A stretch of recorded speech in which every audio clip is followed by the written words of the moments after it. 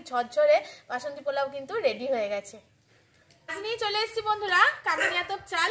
তো আজকে আমি একদম পারফেক্ট ঝরঝরে বাসন্তী পোলাওয়ের রেসিপি আপনাদের সাথে শেয়ার করব। নমস্কার বন্ধুরা, আমি সম্পার রান্নাঘরে সকলকে স্বাগত জানাই।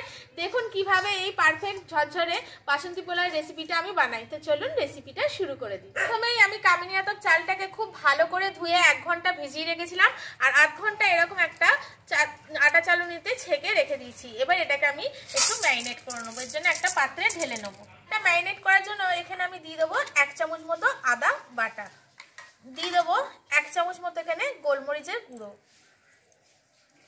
1 চামচের মতো রোস্টেড গরম মশলা গুঁড়ো, আর যতটা কালার আনতে চান ঠিক ততটা পরিমাণে এখানে হলুদ দিয়ে দিতে হবে ম্যারিনেটের সময়।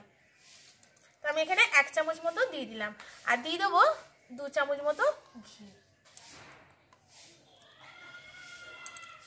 দিয়ে এবার এটাকে খুব ভালো করে আমি ম্যারিনেট করে নেব। ম্যারিনেট করে নিয়েছি, এবার এটাকে মিনিমাম 8 ঘন্টার জন্য আমি এই অবস্থায় রেখে দেবো। যতক্ষণ রাখবেন তত কিন্তু পোলাওটা খেতে ভালো হবে। তো আমার তো সময় কম, তাই আমি 8 ঘন্টা এটাকে ম্যারিনেট করে রেখে দিচ্ছি। 8 ঘন্টা পর চলে এসেছি, এখানে উনুন জ্বালিয়ে কড়াটাও বসিয়ে দিয়েছি। এবার কড়ার মধ্যে দিয়ে দেবো অল্প একটু সাদা তেল, এই 3 চামচ মতো।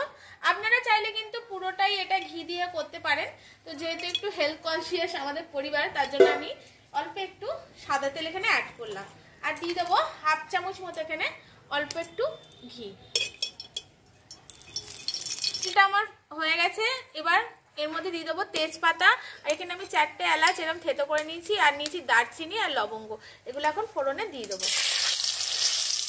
এর মধ্যে কাজু কিশমিশ যেগুলো দেবো সেগুলো এবার একটু হালকা ফ্রাই মতো করে নেব।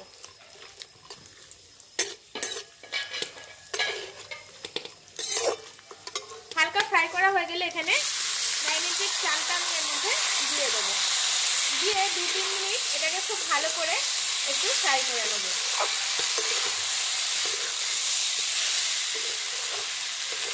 মনে রাখবেন এখানে কিন্তু চালটাকে ঝরঝরে করার জন্য ভাতটাকে আপনাদের কিন্তু চালটাকে ধুয়ে 1 ঘন্টা আগে জলে ভিজিয়ে ছেঁকে রাখতে হবে। আর এখানে কিন্তু হালকা মিডিয়াম আছে চালটাকে ভালো করে একটু হালকা হালকা করে ফ্রাই করে নিতে হবে। যতক্ষণ আমার এখানে চালটা ফ্রাই হচ্ছে ততক্ষণ আমি এখানে পরিমাণ মতো জলটা মেপে নেবো। দেখুন এই গ্লাস পাত্রটার মাপে আমি 3 গ্লাস এখানে চাল নিয়েছিলাম, তার জন্য আমি এই পাত্রটার মাপে এখানে 5 গ্লাস জল নেব, ডবল নেব না। তো 5 গ্লাস জল এই পাত্রটাতে এখন মেপে নেব।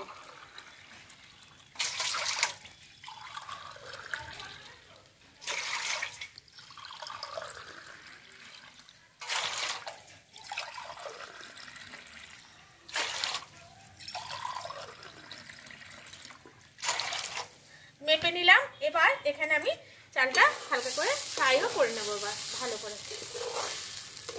ভালো করে আমি এটাকে ফ্রাই করে নিয়েছি। দেখুন এই রকম অবস্থায় আসা পর্যন্ত এটাকে কিন্তু খুব ভালো করে ফ্রাই করে নিতে হবে। এবার আমি এখানে যে জলটা মেপে রেখেছিলাম এই জলটা দিয়ে দেবো।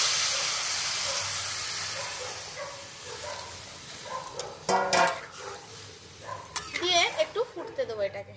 আর এখনই আমি এর মধ্যে পরিমাণ মতো লবণটা অ্যাড করে দেবো। মনে রাখবেন বন্ধুরা আগে কিন্তু চিনিটা দেবেন না, কারণ চিনিটা দিলে মিষ্টি জাতীয় দিলে সঙ্গে সঙ্গে কুকিং প্রসেসটা বন্ধ হয়ে যায়। তো আগে আমি চিনিটা দেবো না, একটু পরে চিনিটা দেবো। এখন আমি এখানে শুধু লবণটা অ্যাড করে দিচ্ছি, দিয়ে এটাকে একটু ফুটতে দেবো। এখন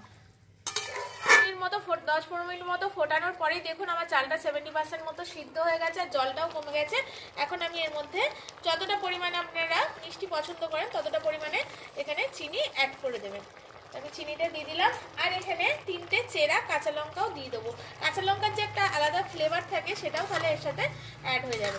ব্যাস দেখুন যখন 70% জল এখানে কমে যাবে তখনই কিন্তু এরকম চিনি টিনি দিয়ে আপনাদের একটু নেড়ে চেড়ে আর দিতে হবে অল্প একটু ঘি।